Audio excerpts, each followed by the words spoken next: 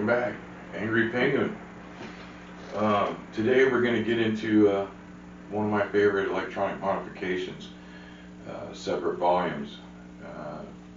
The kid, he said, hey, on your first video you said you were going to do these electronic. Yeah, we're here. We're here now. This is one of my favorites because my favorite setup on a guitar basically is a two humbucker setup. Les Pauls and Ibanez's and stuff like that. Most companies have one of these setups. The problem I have with them is when I get them under the hood, I get this. I get a master volume and a master tone. And I know a lot of people probably going to disagree with me, but it's the style of music you play that comes with whether or not this tone is useless. And for me, it's useless. So I've been known to just pull them out and throw them away and leave a hole, which is not a great look, but it's more fitting for me than having something there that has no purpose. So later on I figured I could repurpose that after I seen how a Les Paul's wired up with the separates. And in separates, the only drawback really, and I don't see it as a drawback, is if you're in the middle position on your switch, you drag one of those all the way down, it cuts them both out. Well, it's not forward blending, that's independent volume. That's a whole other thing that I'll get to a little bit, I'll just touch on later.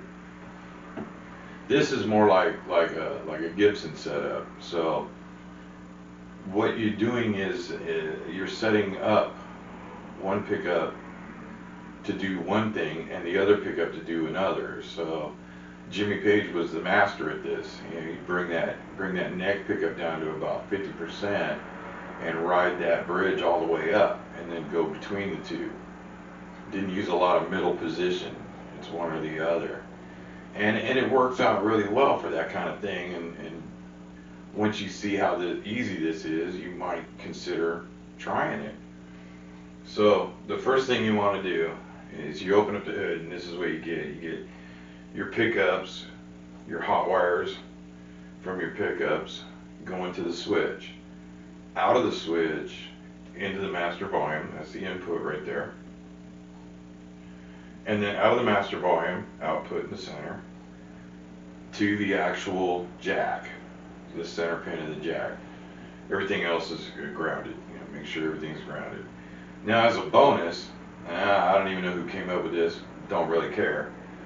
They're coming off that output with a capacitor, and they vary. I think 0.22U or 0.022 UF is the basic standard tone capacitor that goes in there.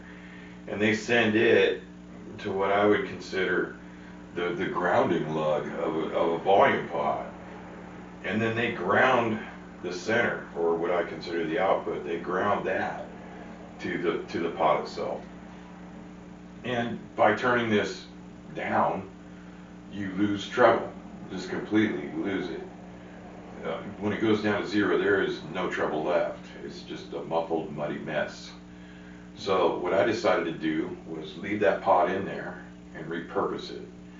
And that way, in the end, I don't have two knobs that one does something and one doesn't. Now they both have a purpose. It's really simple, but it's tedious work. Get a soldering iron and a solder sucker or a wick or whatever you want. I can't stress this enough, desolder. Don't just clip this stuff off. Not only are you shortening anything you may reuse later on, up to and including pickup wires, but you're leaving fragments of that in a solder that you're going to be resoldering to, which shoots the integrity of that solder. So the best thing to do is solder sucker or wick all these solder joints off. And the first one you're going to do is you're going to completely clean up this tone knob. So you're going to desolder this thing out of here. Get rid of that capacitor altogether. Let's get him out of there, he's gone. Every remnant of him. And you're going to need that center post. So you're going to need to get rid of that ground loop there too that they always throw on there. They usually just pull it straight across with a bare wire and just drop a gob of solder on it. So there's usually a gob of solder. There's usually a gob of solder back here already for that purpose. and other grouting purposes too. So once you get this one cleaned up, that's going to take you the longest time. Everything else is pretty elementary. You're going to desolder this one from that output and let that wire hang. And then you're going to desolder this one out of the way too. So now you've got two clean pots. The only thing you're really missing here is the ground on the pot itself. And it's going to come off of this corner right here. It's going to shoot down there like that. However you want to do it, we usually just bend them over, flip that tab with a pair of pliers, and solder the tab directly to the back of the pot. But for all intents and purposes, we're just going to kind of draw it out, like almost caveman drawings, as you can tell. So now these two are both set up to be their original intent of volume. Now you're going to reroute your pickup wires. So you're going to go in there and you're going to detach that, and you're going to detach this one, and you're going to clean that switch up real nice too while you're at it. And you're going to get all as much as you can, that old solder off of there, so that you're working with a clean slate, if you will. Now you're going to go, instead of to the switch, you're going to go to the pot itself this time. So this is your out, is the center, and this would be your in, and then this one, of course, because it's upside down to that, this is your out in the middle, and then this is your in. So you can take your bridge right to the pot, just like you can take your neck and do the same thing. Ooh, that was a terrible line, wasn't it? Right to the pot.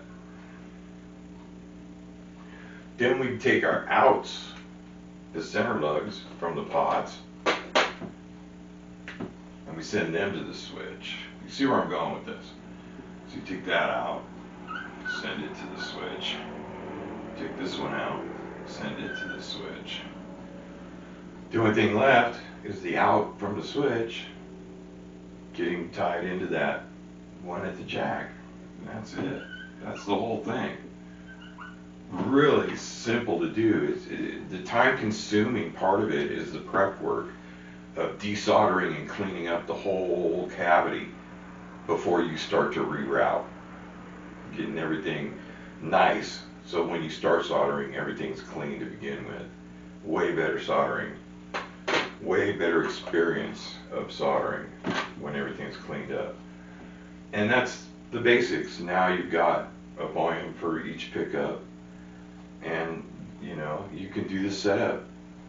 You can do this setup, or you can kill one completely and use your lever as a stutter. I'm gonna get into that a little bit too.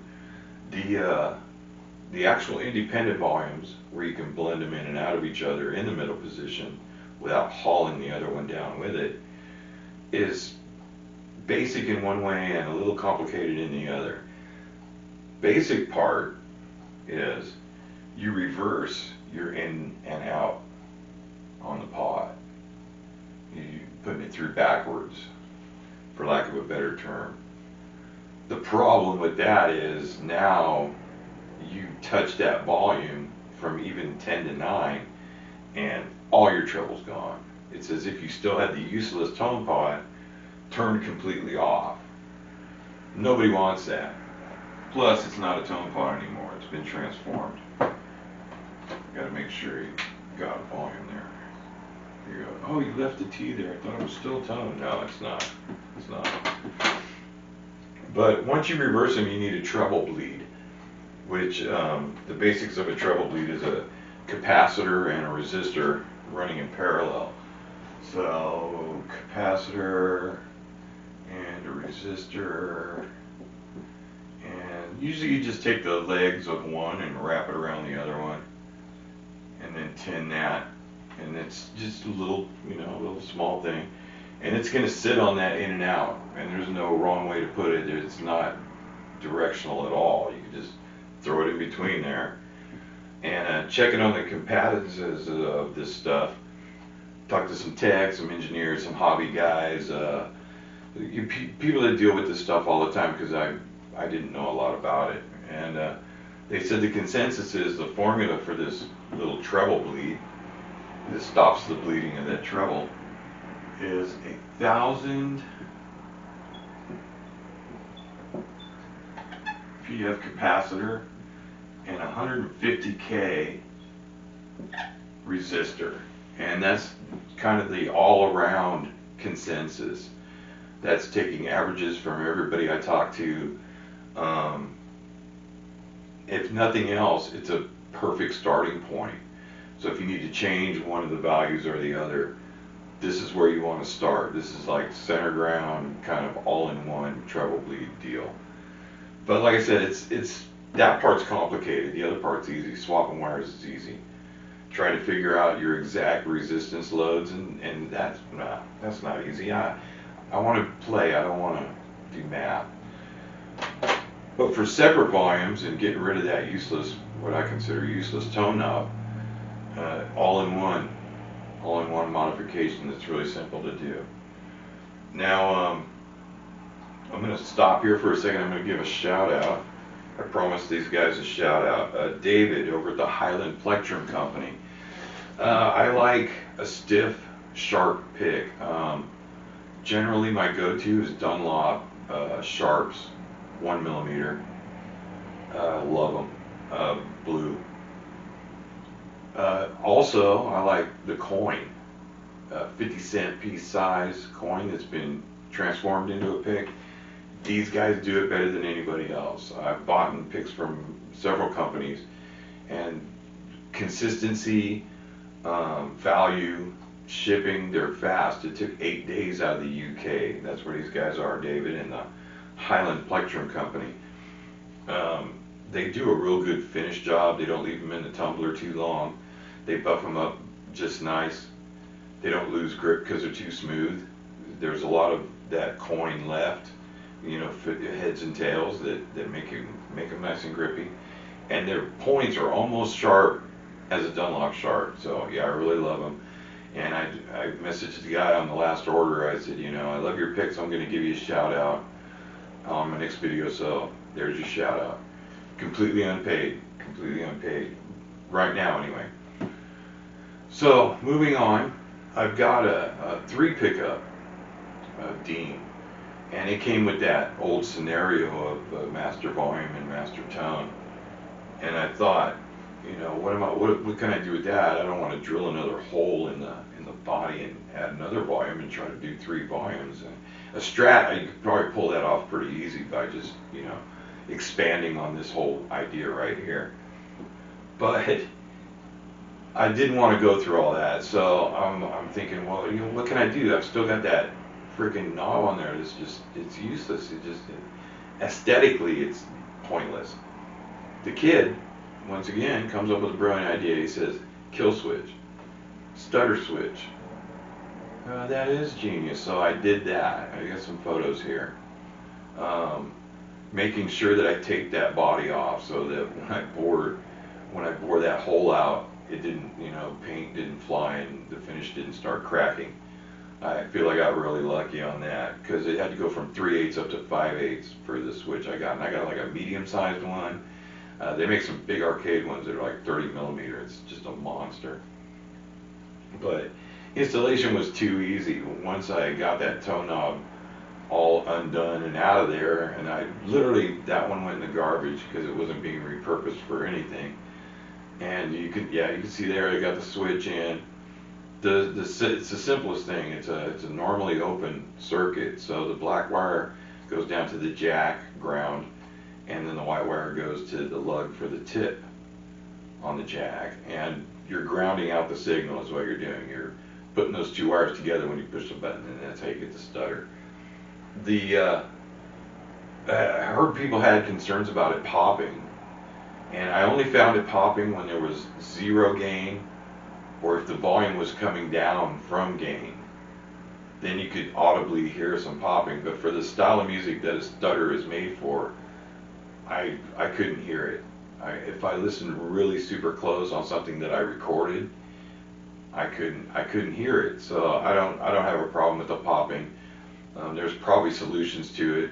Somebody way smarter than me has probably already come up with that. But yeah, it came out really clean, and it was the kid's idea, so I got to give him props on that. But if you get a chance and you run into what I run into, a useless pot, try to repurpose it. And that's about all I got this time around. Episode 4. Share, subscribe, all that fun stuff. I got my contact information right there in case you've got a comment you don't want to post publicly or a question that's specific. I do get to all the emails. It's not a big deal. You're not going to offend me. It's not something that's going to happen for me. But hope you dug it, and if you know somebody, as I always say, they could benefit from this information, share it. Get it out there. That's all we really want to do. That's what we're in it for, is to share information. It's not always about other things. So until next time, and next time I think what I'm going to do, I want to do an EMG active retrofit on a Paul Reed Smith SE. I think that'll be the next one I do in a couple of weeks here. That's going to be fun. You don't see a lot of Paul Reed Smiths with EMGs in them, so I'm gonna have a ball with that one. And until next time, thank you again for coming and checking me out.